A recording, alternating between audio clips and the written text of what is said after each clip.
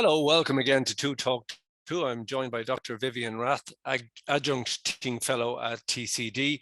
Vivian, you're an activist on disability rights. What's the most important change that could be made on rights of the disabled? Well, I think if we were to think of two things that really need to happen, I think immediately. Number one is we need the full implementation of the United Nations Convention on the Rights of Disabled People. But also we need to take proactive steps to include disabled people in leadership positions and at the decision-making tables, not just the ones that focus on disability.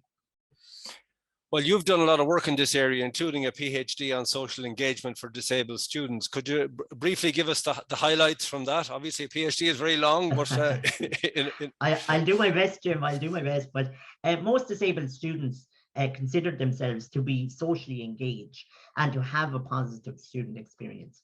However, almost all disabled students spoke of barriers to their social engagement. Social engagement and hearing the student voice was considered critical to a sense of belonging. And worryingly, senior managers reported that in a competitive EDI agenda, that disability can fall down the priority list.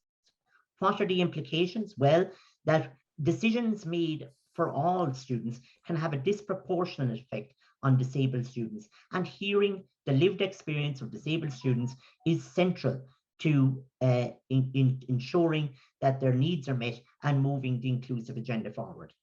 So lots there for our universities to work on, obviously. Absolutely. A couple of quick questions to finish. What living Irish person most inspires you? Well, today on International Women's Day, my mother inspires me hugely. She is kind, determined, bright, and puts her family before everything, including herself. And finally, Vivian, your motto for life? Life begins to end when we remain silent about the things that matter. I don't think we can expect any silence from you. Vivian Rath, thanks for joining Two Talk Two.